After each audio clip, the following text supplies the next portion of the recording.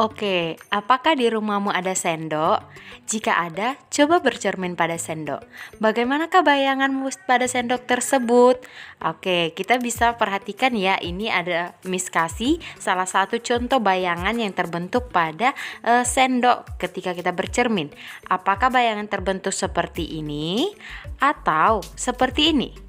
Ayo coba praktekkan yang mana nih bayangan yang terbentuk pada sendok tersebut. Lalu apa sih kaitan sendok ini terhadap materi kita sekarang? Pasti bertanya-tanya kan? Tidak mungkin untuk menggoreng. Ya, jadi hubungannya yaitu kita akan belajar mengenai cermin cekung, yang mana bagian satu sisi sendok ini merupakan bentuk dari cermin cekung. Cermin cekung itu merupakan cermin yang bagian berbentuk lengkungan ke dalam, yang mana sifatnya mengumpulkan cahaya atau konvergen, disebut juga dengan cermin positif.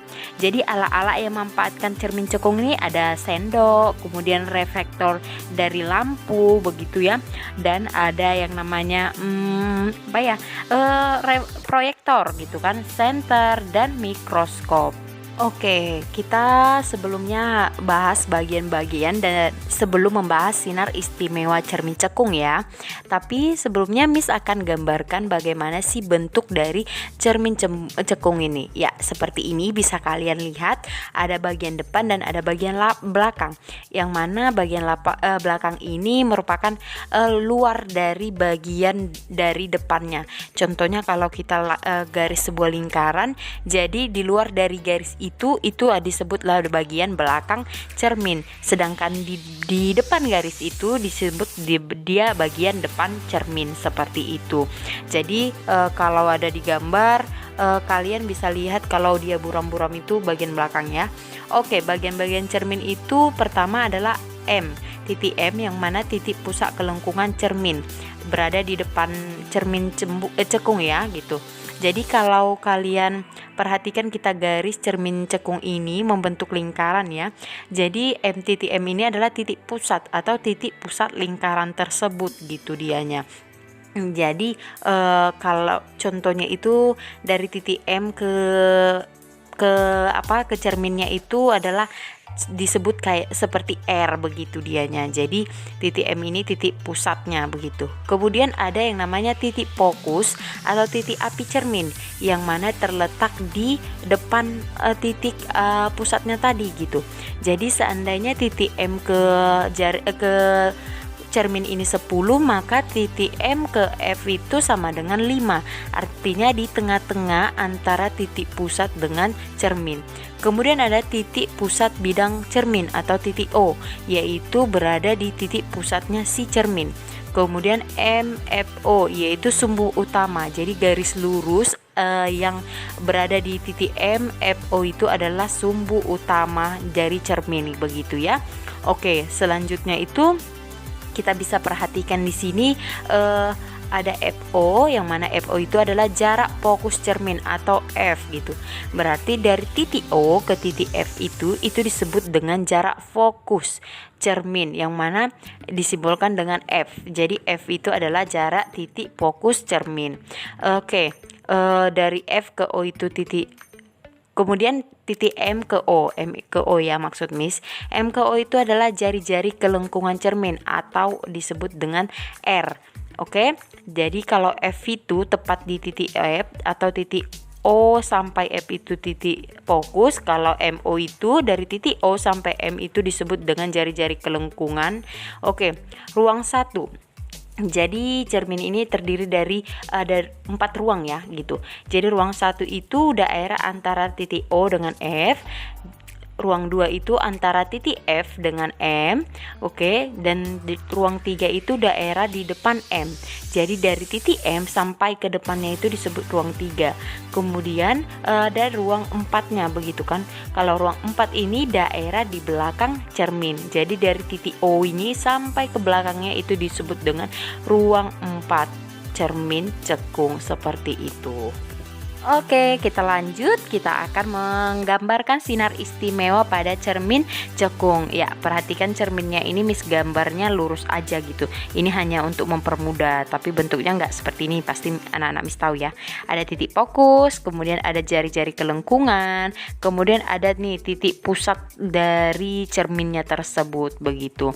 Oke, yang pertama menyatakan bahwa sinar datang sejajar sumbu utama dipantulkan melalui titik fokus. Ingat ya, ini harus kamu tahu dan kamu hafal sudut sinar istimewa pada cermin cekung. Oke, kita mulai gambar nih.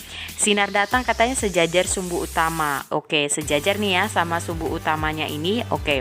Kemudian dipantulkan melalui titik fokus. Ya, kemudian kita tarik nih sinar kuningnya ini sinar pantulnya ya melalui titik fokus, berarti melalui titik F seperti ini dia bentuknya, berarti sinar datang sejajar garis utama dan dipantulkan melalui titik fokus seperti itu.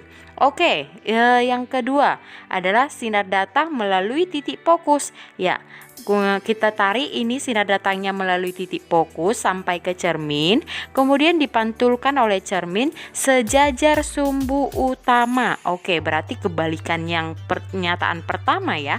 Oke, garis kuning ini dia itu adalah sinar pantulnya sejajar garis utama. Berarti seperti ini dong dianya sinar dari pantulannya.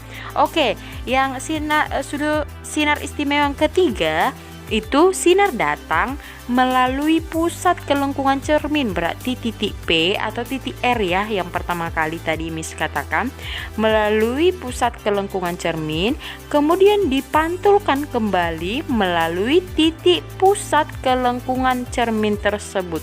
Wah, berarti dia melalui titik yang sama nih, berarti sinar datang melalui titik pusat kemudian kembali ke titik pusat tersebut, seperti itu dianya. Oke, paham kan? Nah, kita masuk ke contoh soal ya, yang mana lukislah bayangan benda yang berada di ruang 3 cermin cekung, tentukan sifat bayangan yang terbentuk. Ya, pertama kali kita gambarkan nih ruangan ketiga katanya kan, berarti di belakang R gitu kan, di belakang dari jari-jari si cermin. Kemudian kita gambarkan, kita ingat nih sinar istimewa tadi, yang mana sinar datang sejajar sumbu utama akan dipantulkan melalui titik fokus. Kita gambar sejajar sinar utama dan dipantulkan melalui titik fokus. Ini ya, sinar pantulnya warna hijau gitu ya. Bendanya tadi tanda panah nih. Kemudian yang kedua adalah sinar datang melalui titik fokus akan dipantulkan sejajar sumbu utama. Oke, nih dia. Kita buat dari ujungnya benda melalui titik fokus dipantulkan sejajar sumbu utama. Oke, kita perhatikan ini ya, perpotongan dari sinar pantul yang pertama dengan sinar pantul kedua ini, perpotongan ini merupakan posisi dari bayangan benda tersebut. Nah, kalian bisa lihat ya, dari bayangan ini terbentuklah sifat bayangannya. Kita bisa tentukan bahwa bayangannya itu terletak di depan cermin, berarti bersifat nyata begitu ya, karena terletak depan cermin. Kemudian lihat bedanya ukuran benda dengan bayangan, berarti kita bisa lihat bahwa bayangannya itu berbeda ya, atau diperkecil gitu kan. Jadi sifat bayangannya juga terbalik. Kita lihat di bendanya tanda panahnya ke atas, kalau ini dia bayangannya tanda panahnya ke bawah dan diperkecil seperti Miss tadi jelaskan ya dianya. Oke?